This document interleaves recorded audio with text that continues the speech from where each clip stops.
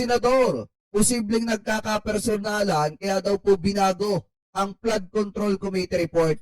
Dahil nga meron daw negosasyon mga kababayan sa loob ng Senado about po dyan. Ito, pakinggan po natin. Kung ang ombudsman naman ang tatanungin, posibleng nagkakapersonalan daw ang mga senador kaya kinailangan pang baguhin ang draft committee report ng Senate Blue Ribbon Committee kaugnay ng flood control scandal. Sinabi nga po yan ni Ombudsman Boying Remulla. At live mula sa Baguio City, may expert report si Camille Samonte. Camille, bakit naging ganyan ang pahayag ng Hi, Ma'am Jenny Englet, mega love shoutout. At saka kay Ma'am Virgin at Tsui, mega love shoutout po. Ombudsman? Ano ba yung kanyang basehan?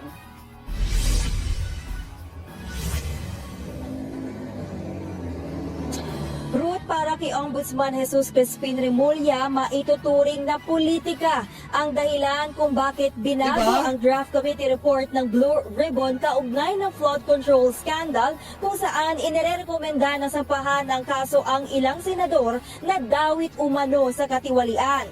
Sinabi yan ni Remulla sa strategic planning session ng Ombudsman sa Baguio City. Kinumpirma ni Blue Ribbon Chair Senator Ping Lacson na nagkasundo nga ang mga senador na baguhin ang naunang draft ng committee report. So parang ang nangyari kasi dito mga kababayan, siguro kaya binago yung partial draft report ng Senate Blue Ribbon Committee kasi hindi makakakuha ng 11 na perma.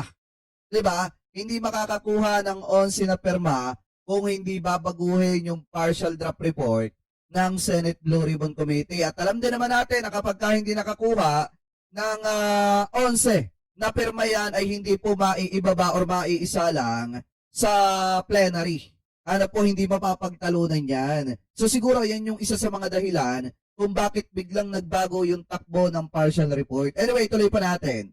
Imbis sa pagrekomenda ng pagsasampa ng kaso, irerekomenda nilang magsagawa ng preliminary investigation laban kina Senator Tayo, Cheese diba? Escudero, Joel Villanueva at Jinggoy Estrada. Para kay Ombudsman Remulla, maaaring nagkakapersonalan ang mga senador. Pakinggan natin ang pahayag ni Ombudsman Remulla. It's politics. Siyempre may mga kaibigan niya sa loob. Pirma, huwag lang nalagay yung pangalan. Meron yan. May negotiation yan. May Diba? yan.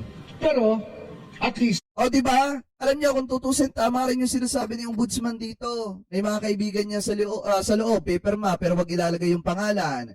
May mga negotiation, mga kababayan na nangyayari, at ito ay pumapatungkol lahat sa politika. It's about politics talaga, mga kababayan. Ano po siguro, kaya nag-iba yung language nitong partial draft report, kasi nga mga kababayan nagkakapersonalan sa loob ng Senado. Anyway, ituloy pa natin. yung pagkapangalan sa kanila, tsaka yung records intact. Ang mahalaga dyan, yung records ng Blue Ribbon Committee, tsaka lahat ng testimonies niya. Yun ang mahalaga. Yung report niya kasi, anti-climatic yan eh. Kung ano alam natin, yun na yun eh. Diba? So parang sinasabi dito mga kababayan ni Ombudsman Remulla, o kahit sabihin yung isa lang sa preliminary investigation niya mga yan, kung ano yung alam namin, yun na yun. Kung ano yung alam ng taong bayan, yun na yun. Halimbawa, ang alam ninyo mga kababayan, ang knowledge nyo about dito kay Joel Villanueva, Jinggoy Estrada, Cheese Escudero, ay guilty talaga dahil nga sa pagkakasangkot nila sa maanumalyang flood control. At alam din naman natin na may tatlong kaso ng malversation sa DOJ. Ito pong si Joel Villanueva at may kasong plunder naman mga kababayan. Ito pong si Jinggoy Estrada. So nga naman, tama yung sinabi ni Ombudsman, kung ano yung alam ninyo, yun na yun mga kababayan. Kahit pabaguhin ng paulit-ulit yan, kung ano yung knowledge ng taong bayan, yun na yun. Diba? Kung makukulong yung mga yan, makukulong yung mga yan. So tama rin naman yung sinasabi dito ni Ombudsman. Kasi mga kababayan, sa totoo lang, kung titingnan po talaga natin yung nangyayari sa Senado, talaga madidismaya kayo. Diba? Nakakadismaya naman talaga. Kasi nga, nag-iiba yung language porket hindi lang magkasundo sa loob ng Senate. Pero alam niyo yung pinakamaliwanag dito na hindi makakalimutan ng taong bayan, hindi niyo makakalimutan. Pumirma si JB Ejercito nung una para makulong yung kapatid niya. Diba?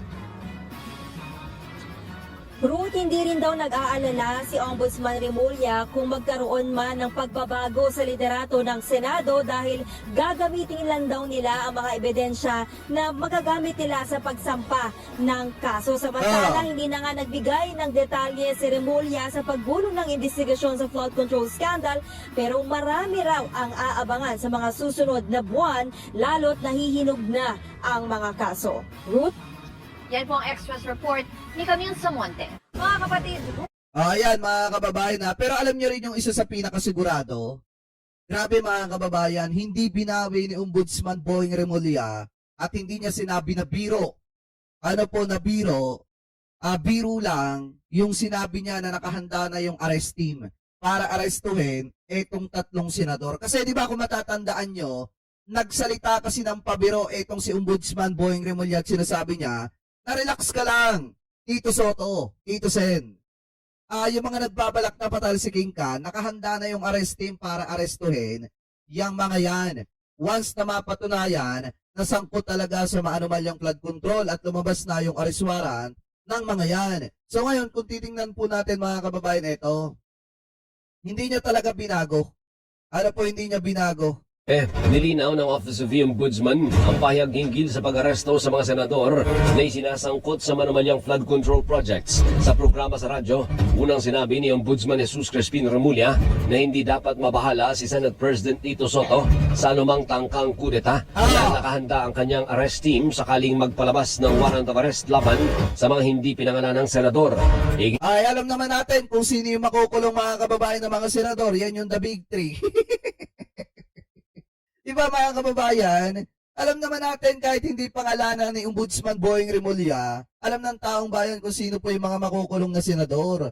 Yan yung the big three na talagang namasa ng kickbacks galing po sa mga proyekto ng gobyerno. Ginit na Remulla na biro pero may halong katotohanan ang pahayag diba? dahil aarestuhin ang sinumang may warrant of arrest. Parang joke yan, pero hindi talaga siya joke. Siyempre, pag may warrant of arrest, aarestuhin.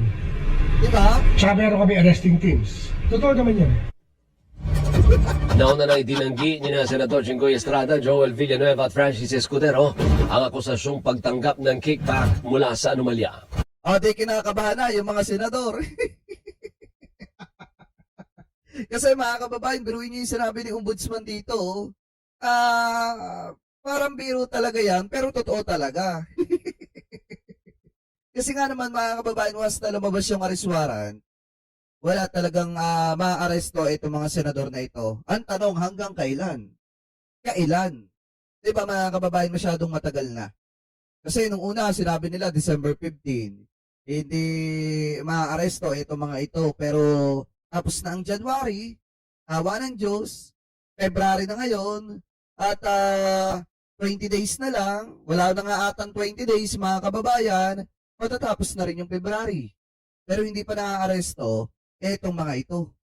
Kaya nga mga kababayan, sa totoo lang, talagang kung naririnig sa atin yung mga kinauukulan, sana maramdaman nila na inip na ang mamamayang Pilipino sa pagpapanagot sa mga tao pong ito ngayon. Diba na inip na ang taong bayan? Parang ang dating lang kasi mga kababayan, napapaglaruan ang emosyon ng mga kababayang Pilipino po natin ng Senado. Huwag naman sana humantong sa point na mawala ang tiwala ng taong bayan sa Senado mga kababayan dahil po dito sa nangyayaring ito na dapat ay napapapanagot na itong 3 ito pero parang ang nangyayari mga kababayan napapagtakpan pa. Ano po, di umano, allegedly. So ngayon, mga kababayan, kayo po, kung kayong tatanungin, ano po ang masasabi ninyo, hingil po sa usapin po na yan. Comment below na lamang po kung ano po ang komento ninyo hingil sa pag-revise. Pegador, wala kang kawala. Pegador, kayo ay maganda. Pegador, galit sa masama.